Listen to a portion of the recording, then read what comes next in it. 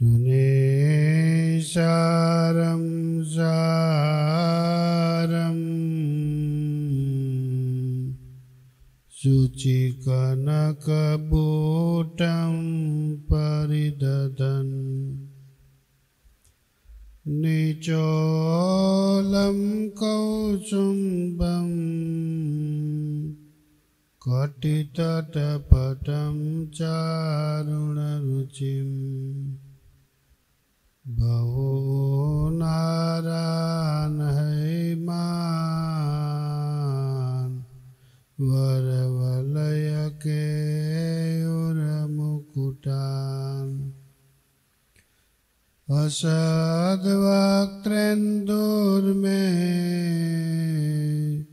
ऋषि जयतु नारायण मुनि श्रूयतां देवदेवेश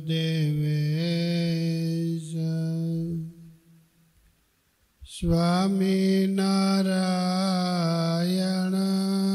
प्रभो त्वदीयेन वदानेन कथयिष्ये शुभकथा।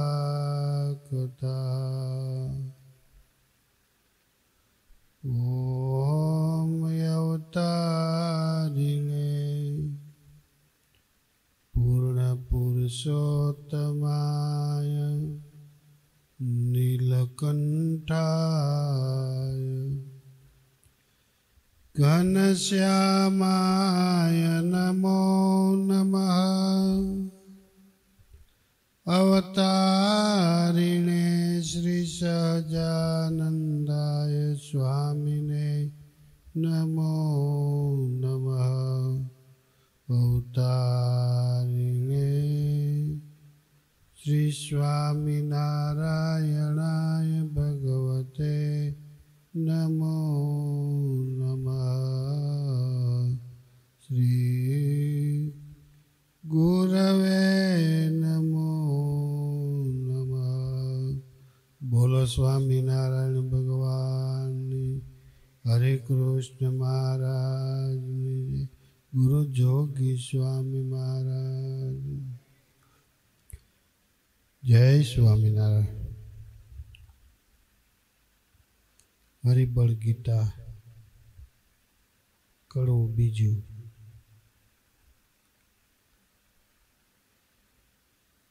नारायण ना नाम नो मोटो महिमाय जी सुनो में सर्वे शास्त्र माया जी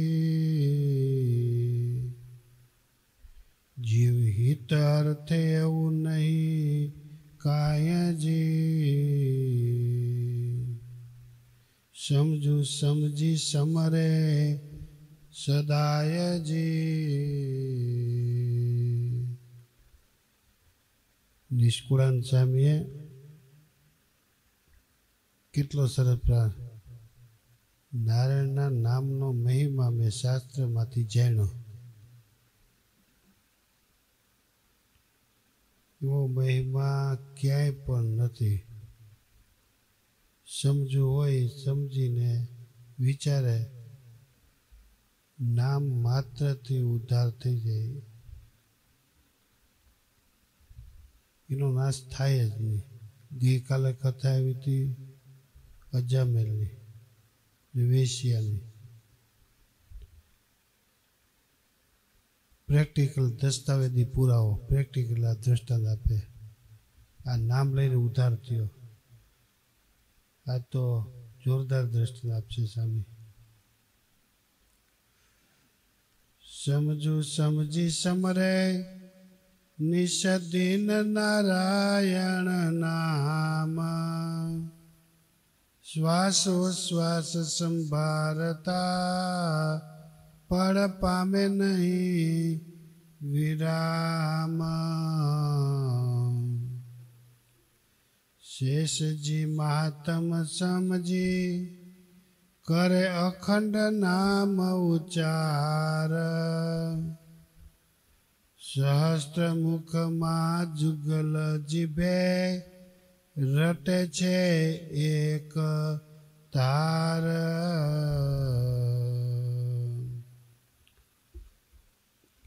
નારાયણનું નામ જેને જેને લીધું એના દ્રષ્ટાંતો આપે છે. એમાં શ્રેષ્ઠ દર્શન આપે શેષ નારાયણ. એક જીભ 2000 જીભે નામ લીધા એનું દ્રષ્ટાંત આપ્યું. શ્વાસ ઉશ્વાસ શ્વાસ લે ને પાછું મૂકે, નામ ભૂલે નહીં.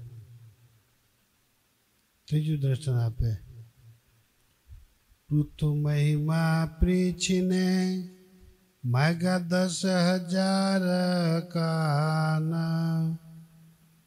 નારાયણના નામ સુણવા અતિશય ઉરમાં ધાન.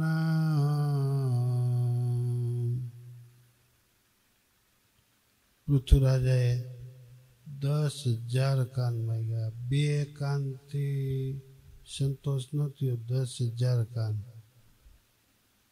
પૃથ્વીરાજાએ. નારાયણ નામ, બીજું નહીં, જગતના પંચ વિષય નહીં. આપણે જગતના પંચ વિષયમાંથી બહાર નથી નીકળતા. એ ભગત 10,000 કાન, કંઈ 10,000 કાન હોય નહીં, પણ 10,000 કાનથી જે એને પ્રાપ્તિ થાય એ 2 કાનથી એને પ્રાપ્તિ. એટલી એની જિજ્ઞાસા, આતુરતા પૃથ્વીરાજાને હતી. નામ લખ્યું, આપે હજી નામ. હિરણ્યકશિપુ શ્રવણે સાંભળો નારાયણ નામનો નાદ. તપ તજી ત્રિય તજી તેના થયા ભક્ત પ્રહલાદ.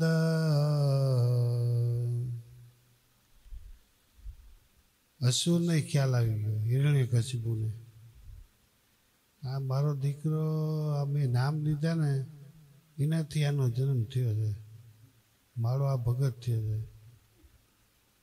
હું ચક્રવર્તી રાજા, આને છોડું નહીં, અને મારા સિવાય ઉપાય નથી. આ નકર બધાને વશ કરી લે.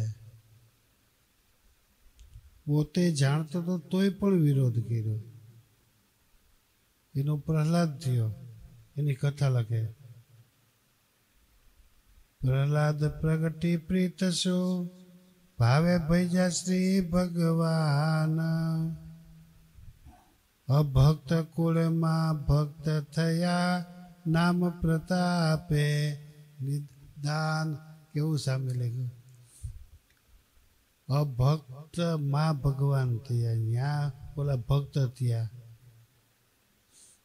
આ વાત ગળે ઉતરેવી નથી. ભક્ત હોય, માનો કે જે બીજ હોય એનાથી એવું જ બીજ થાય.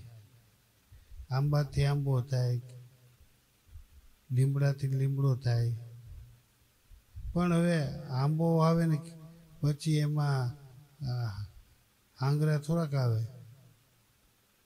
આ તો અભક્ત, એમાં ભક્તનો જન્મ થયો. હિરણ્યકશિપુને ખ્યાલ આવી ગયો કે આ તો મેં ભગવાનના નામ લીધા છે ને એમાં ભક્તનો જન્મ થયો. એને ખ્યાલ હતો કે આ મારો નાશ કરશે, દીકરો બાપનો નાશ કરશે, પાછું ભલું કરશે. કેવી ઘટના છે આ. વિભીષણને ભક્ત થાવું નોયે રાક્ષસ કુળની રીત. પણ જે જે જપે જગદીશને તે થાય સર્વે પુનીત. ભગવાનનું ખામ નામ લે તાઈ પવિત્ર થઈ જાય, પણ નામ જ ન લે તો શું કરવું. અસુર કુળને અઘે ભૈરા તૈરા એવા જીવનંત. નિષ્કુળાનંદ નારાયણ નામનો મહિમા મોટો અત્યંત. નિષ્કુળાનંદ નારાયણ નામનો મહિમા અત્યંત મોટો અત્યંત. નારાયણનો મહિમા એટલો બધો છે. સ્વામી દ્રષ્ટાંત લખી સમાજને બતાવે છે કે એક નામનો કેટલો મહિમા છે. ગુણત્તાન સ્વામી વાતોમાં લખ્યું, કાળા નાગનું ઝેરે ઉતરી જાય મહિમાએ સહિત નામ લે તો. કેવી વાત તમે કરે છે,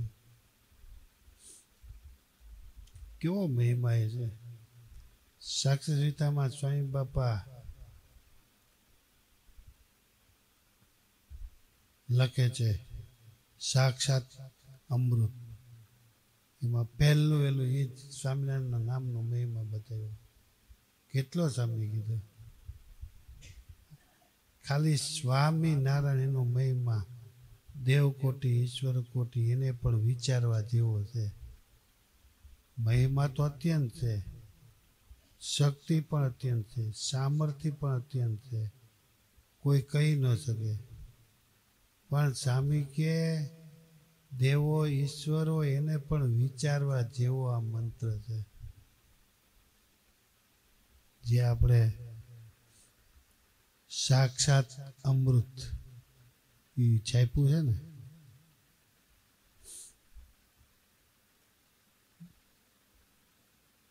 બીજું છે સાક્ષાત અમૃત રસ છપા. બીજું હવે સાક્ષાત અમૃત જેને વાંચ્યું, બાઈ માણસને એમ થયું કે સ્વામીને કયો ને બીજી 108 વાત એવી છાપે. બીજી 108 વાત તૈયાર કરી. ઓલી સ્વામિનારાયણ મંત્રથી એ બુક શરૂઆત થઈ. બીજી બુક છે એ પણ સ્વામિનારાયણ મંત્રથી શરૂઆત થાય. એ આપણા ઉત્સવમાં બહાર પડશે. મોટો ઉત્સવ કરશું ને ત્યારે. નામનો મહિમા કેટલો ગુણ. ગમે તેવો દુષ્ટ હોય, પાપી હોય, દુરાચારી હોય, અધમ હોય, એનો પણ ઉદ્ધાર નામથી થાય. હિરણ્યકશિપુ પાપનો ડુંગર કહેવાય. જિંદગીમાં નામ નથી લીધું એને ત્યાં પ્રહલાદનો જન્મ થયો. પ્રહલાદનો જન્મ એટલા માટે થયો એના બાપનો ઉદ્ધાર કરવા માટે, નાશ કરવા માટે નહીં. હા, તમે એવું સમજતા નહીં. કારણ કે જો એનો નાશ કરે તો માતા પિતાનું મહત્વ ઘટી જાય. પ્રહલાદે ચરિતાર્થ કરી બતાવ્યું, ગમે એવો પિતા હોય, અધમ હોય, નાલાયક હોય, નીચ હોય, કાપર હોય, લૂચો હોય, ગમે એવાનો પિતા હોય તો પણ પ્રહલાદ કે આપણા માવતર છે ને એ આપણે માટે શ્રેષ્ઠ દેવ છે.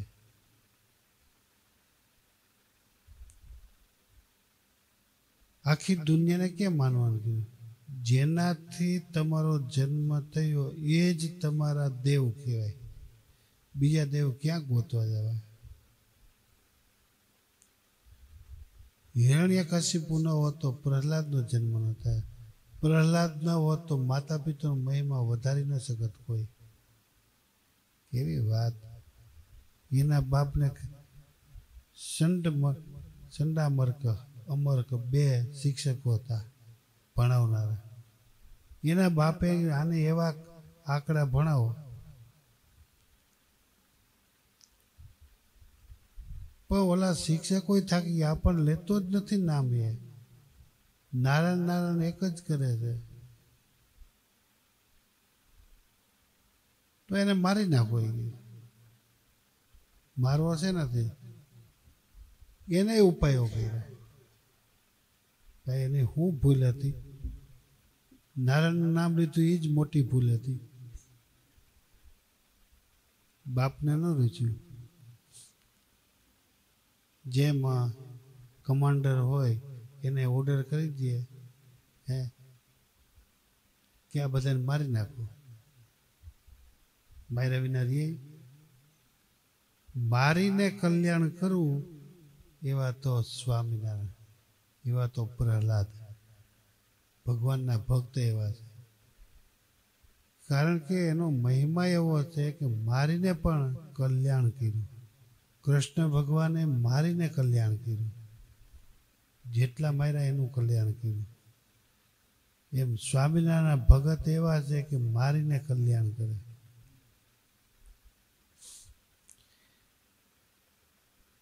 હિરણ્યકશિપુએ આજ્ઞા કરીને બાપે નામ તો ન લીધું, અસુરના હાક તો ન ભણ્યો, કંટાળી ગયા. આને ગમે એમ કરીને તો કે અમારું કામ નથી, બીજા કોઈ પણ ને તમે આ કામ હોપો. એક કામ કરો, આને એને પહાડ ઉપરથી નાખો. ઉપરથી ઘા કર્યો, નીચે જેવો પડ્યો ને, નારાયણ નારાયણ. હું જેનું નામ લઉં છું એ જ મને બચાવશે. મારનારો મારી નહીં શકે, બચાવનારો એ પણ મારી નહીં શકે. એ મને બચાવશે. હિરણ્યકશિપુને વાત કરી કે કાંઈ અસર ન થઈ, હવે શું કરવું? કાદવમાં નાખો. નાખી ડૂબાડી દો ને પછી એને બહાર કાઢો. બહાર નીકળો તો નારાયણ. કે આ તો એમાંય પણ નારાયણ નારાયણ કરે છે. શ્વાસ ન લેવાય, આપણે રૂંધાઈ જાય તો ધામમાં જતા રહીએ. પણ પ્રહલાદને કાંઈ નહોતું. બાપે સંકલ્પ કર્યો, હવે આ નથી મરતો તો મારવાનો કોઈ ઉપાય કરો. હા, તમારી દીકરી છે, એને વરદાન છે ને બાળી ન શકે કોઈ. ખોડામાં લઈને એ બે એટલે એ બળી જાય ને ઓલી બળશે નહીં. એ ઉપાય કર્યો.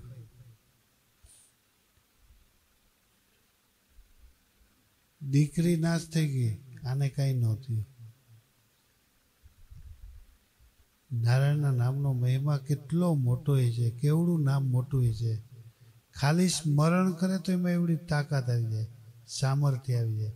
પણ મહિમા એ સહિત લેવાતું નહીં હોય. એટલે સાંઈ બાપાએ સાક્ષાત અમૃતમાં પહેલો જ તમે વાંચજો, પહેલો જ કે કેટલી એમાં સામર્થ્ય છે, શક્તિ છે, ઈશ્વર્ય છે. હે, મહિમા કેટલો છે નારાયણનો.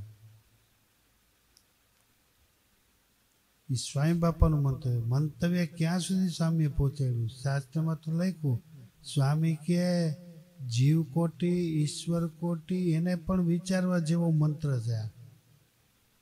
આ કેટલો મહિમા છે.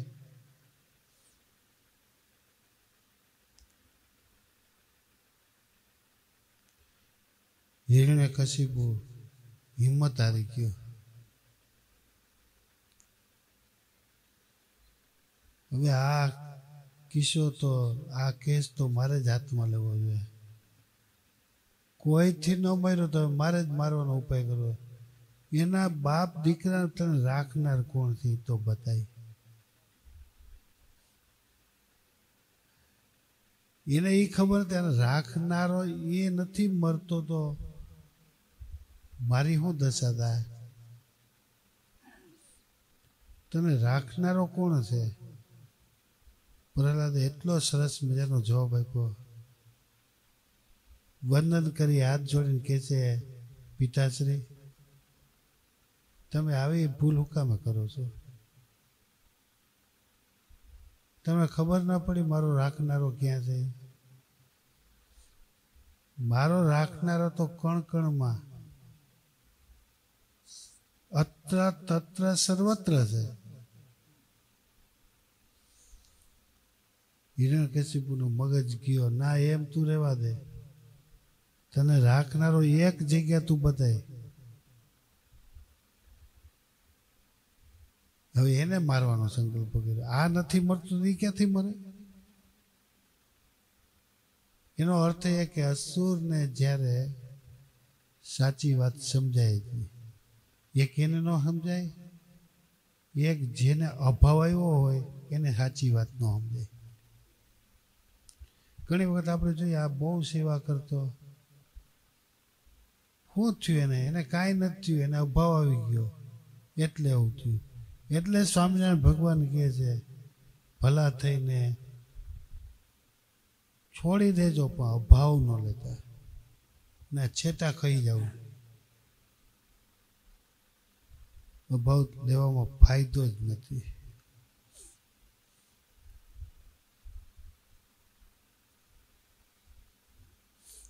આજ સ્વામીએ પૂજા કર્યા પછી બહુ સરસ વાત કરી. રાજુભાઈની વાત કરી. હવાના પોરમાં 4 વાગ્યામાં પગ દબાવવા માંડ્યું. રાજુભાઈ માલિશ કરવું એટલે ઓલા કસરત કરે ને, એટલે એક્યુપેચર કરે. 4 વાગ્યામાં અડધો કલાક સુધી એક્યુપેચર કર્યું, થોડુંક માલિશ કર્યું. સ્વામી આ કરેલું મારું નિષ્ફળ ન જાય ને એટલા માટે થોડુંક મારે માલિશ, અને તમને જે નવરાવું ને એ માલિશ એક એક અંગને ચોરી ચોરીને, આમ હાથને ચોરી, આપને ચોરતાય ન ફાવે, એને પ્રેક્ટિસ છે તો ચોરતા ફાવે. મર્યાદામાં નવરાવી, એક એક અંગને ચોરી અને માલિશ કર્યું. પછી સ્વામી નવરાવીને પછી પૂજા કરી. એ હવારમાં પૂર્વમાં રાજુભાઈ તમને યાદ કર્યા. મને એમ થયું કે ભલે 5-6 દી રોકાણા, પણ મોટા પુરુષો યાદ કરે એટલે આપણું કામ થઈ ગયું. સમજ્યા? હવે તમને જ્યારે પાછું જાગે ને, અમે ફોન, મેં તમે કીધું હું ફોન હવે નહીં કરું, એમ પાછું કહું તમને ફોન હવે નહીં કરું, ત્યારે ઠપકો મેં આપ્યો. સમજ્યા? એક ફોન કર્યા, બે, પણ માયા આડી આવી. હું બતાવું છું સેવા કરવા, તમે આવો, સ્વામી તમને યાદ કરે. માયા આડી આવી ને, મને કે શું કરું સ્વામી, કે બધા ભેરા થયા છે, નીકળે એ હાચા હતા, નીકળે કેમ નહોતા. હું ફોન કરવામાં ન થાક્યો, એ સમજવામાં ન થાક્યા. માયાએ રોકી રાખ્યા. માયા નિષ્કુળાન સાહેબ લખ્યું છે પ્રકરણમાં, 101 વાંચજો તમે. અને 106 પ્રકરણમાં જોરદાર લખ્યું. બૈરાવનું લખ્યું, ધનનું લખ્યું, લોભનું લખ્યું. પછી માયા એવી આડી એવી ને, ત્યાંથી જવા જ ન દીધા ને, બહાર કાઢ્યા જ નહીં. પછી એને મેં કીધું હવે હું નહીં ફોન કરું, તમને થાય તમે આવજો, બાકી ફોન ના કરું. હવે એ મૂકી શકે એમ નહોતા. મેં નિર્ણય કર્યો કે મારે ફોન કરવો જ નથી. એક દિવસ સ્વામી પાસે ગયો ને, સ્વામી કહે રાજુભાઈને બોલાવો ને. મેં નિર્ણય કર્યો ફોન નથી કર્યો. સ્વામી સામે જ કીધું એટલે મારે કરવો જ પડે કે રાજુભાઈને બોલાવો નહીં. પછી મેં રાજુભાઈને કીધું ભાઈ હું નથી બોલાવતો, સ્વામી યાદ કર્યા છે ને, સ્વામી તમને બોલાવે છે, તમે હાલો કે આવી જાઓ. આ એક પ્રકારની લીલા હતી. રાજુભાઈ આવ્યા, સેવા લેખે લાગી. જે ટાણે થાય નાણે નથી થતું. એના સિવાય ઊભા થાય એમ નથી. એ વાત પાકી. ગોવિંદ સ્વામીને જો 3 વખત સારું કર્યું હોય તો રાજુભાઈ જ કર્યું. કેવા એટેકો આવ્યા હતા. એક કલાક માલિશ કરે ને 1 કલાકના 750 રૂપિયાને મળે છે. એ જતું કરીને ખાલી માલિશ અહીંયા કરતા હોય તો કેટલા ફોનો આવે. એને કાયમના એડવાન્સ રૂપિયા આપી દે. માલિશ કર્યા પછી નહીં, એડવાન્સ રૂપિયાને આપી દે. એટલા રાજકોટમાં 2,000 એના યજમાનો પડ્યા કે તું માલિશ કરી જાય. સમજ્યા? એક્યુપેચર માલિશ કરે. નવરા થતા એક દી મને મન થયું, રાજુભાઈ તમે આ સેવા કરો છો તો કેટલા આમ તમને મળે? મને કે એક દિવસના 4-5 હજાર કમાઈ લો, પણ ઘરનું મકાન નથી. આ તો એટલા વર્ષે ભગવાને શક્તિ આપી, ભાડામાં જાય, છોકરાને ભણાવવામાં ગયા, વળી એક દીકરીના લગ્ન કર્યા તો બધે ખાલી કરી દીધો મને. દીકરા લગ્ન કર્યા, હું રાતને દી ઉજાગરા કરી, રાતે કે 12-1 વાગે હું દિવસે જાઉં. સામે ખરેખર મેં ઊંઘ નથી કરી. અને આ કામીને આ નંદ સંચય લખ્યું ને છોકરાઓમાં મારું એમાં જ ગયું. પણ છેલ્લે મને સંતોની સેવા મળી ને આ સેવા મને લેખે લાગી, એ મારું કામમાં આવશે. કે આવું થયું. લ્યો ભગવાનભાઈ ખરેખર સમજવા જેવું છે. કાયમના 700 રૂપિયા જતા 1 જ કલાક કરે માલિશ, પછી નહીં. 1 કલાકના 700 રૂપિયા. પીપલાણમાં માલિશ કરવા ગયા તો મેં કીધું કેટલા આપ્યા? તો પેલી ફરી ગયા 100, બીજી ફરી કે 200 આપ્યા. બોલું નહીં કે 1 કલાકના 700 રૂપિયા ત્યાં લે, 750 લે. સમજ્યા? આ તો નામનો મહિમા કેવો છે એ વાત સમજવા જેવી. શ્રીજી મહારાજ એમ કે તમે ખાલી એ નારાયણનું નામ છે એ દહેલી દીપક જેવું છે. દહેલી દીપક એટલે તમે દીવો અહીંયા ઉંબરામાં કરો તો ઘરમાં એન્જોર ઉપાડે, બારોબાર એન્જોર ઉપાડે. એમ નારાયણનું નામ છે એ ઘરમાં એન્જોર ઉપાડે, સંસારમાં એન્જોર ઉપાડે. દહેલી દીપક કહેવાય. એમ નારાયણ નામ જે રામાનંદ સ્વામી પાડ્યું એ બરોબર વચ્ચે પાડ્યું. પહેલું સહજાનંદ નામ પાડ્યું, બીજું નારાયણ પાડ્યું, અને ત્રીજું સ્વામિનારાયણ નામ પાડ્યું. આ વચ્ચેનું નામ છે ને એ દહેલી દીપક છે. નારાયણ નામ હાથમાં આવી જાય તો કામ થઈ જાય. લ્યો સમજાવવું કઠણ છે. એ આપણા ભાગમાં આવ્યું, તીર્થે આપણા ભાગમાં આવ્યું, નામે આપણા ભાગમાં આવ્યું, અને મહાપુરુષો આપણા ભાગમાં આવ્યા. એ સમજાતું નથી. એમ છે ભાઈ, વાત બહુ સમજવા જોઈએ. આ નારાયણનો મહિમા આપણે કહીએ ને તો થાકી એમ જ નથી. સ્વામી સાક્ષીતામાં અંત્યનું 13મું વચનામૃત સ્વામી કે 13 જન્મ સુધી આને ગા કરીને તોય ખૂટે એમ નથી. 13મું વચનામૃત. કારણ કે એકાંતિકનો નાશ થયો એ પૃથ્વી ઉપર છે ને છે. જીવ છે, ઈશ્વર છે, એમ અનાદિ છે, એમ એકાંતિક એનું સ્થાપન નથી કરવું પડતું. એ તો છે જ. એ દહેલી દીપક જેવા છે. એ ભગવાનમાં એન્જોર ઉપાડે, ભક્તમાં એન્જોર ઉપાડે. એકાંતિકને એવી તાકાત છે. એમ રાજુભાઈ એવું છે. હો, તમને ખીજાણો તો માફ કરજો, તો ભલે. આ સમજવા જેવું છે. પછી સ્વામી એક વાત કરી. છેલ્લે સ્વામી કહે જ્યારે જીવ મળે ને ત્યારે રાજુભાઈનું નામ નહોતું, પણ જીવ મળે ત્યારે છોકરા 4-5 બેઠા હતા. જીવ મળે ત્યારે સેવા થઈ શકે, બાકી સેવા થઈ શકે નહીં. કંઈ સેવા કરવી હવે સંડાસ અને પેશાબ ઉપડો કંઈ હેલી વાત છે? તમે માતા પિતાની સેવા કરો તો ખબર પડે. કંટાળો હવે થાય કા? સ્વામી ધામમાં લઈ જાવ ને, હવે થાય કા?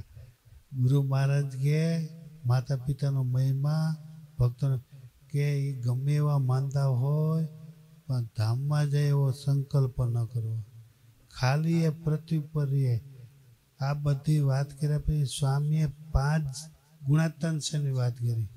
4 જણાના દર્શન કરવા જાતા એવા પુરુષ. પછી એમ કરતા હતા જોગી સ્વામીની વાત કરી. અને પછી છેલ્લે અમે આરતીમાં મોડા પહોંચ્યા. પછી સ્વામી કે હવે જાઓ કે આમ એવી વાત છે. ક્યારેક જ નીકળતી હોય આવી બધી વાતો કાયમ ન નીકળે. તમે નહોતા પછી યાદ કે રાજુભાઈ કોઈ નાવા ગયા નાઈન પૂજા કરીને પછી આવશે.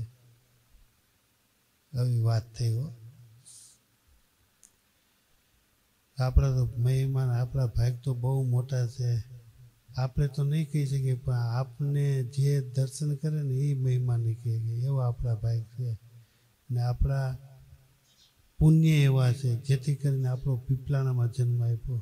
વલ્લભ બાપા કાલે નહોતા કહેતા તમે હું ગાંડા છે ભજન કરે ત્યાં આ તીર્થ છે એમાં થતું નથી કે અમે કે પીપલાણા તો કોઈ હતું નહીં. વલ્લભભાઈ કે ક્યાંથી હોય નાનું ગામ અને ઓછી જમીન બધા સીમમાં હોય કે પણ એ કે સુરતનો સત્સંગ એટલે કેવું પડે કે વલ્લભ બાપા વાત કરતા હતા.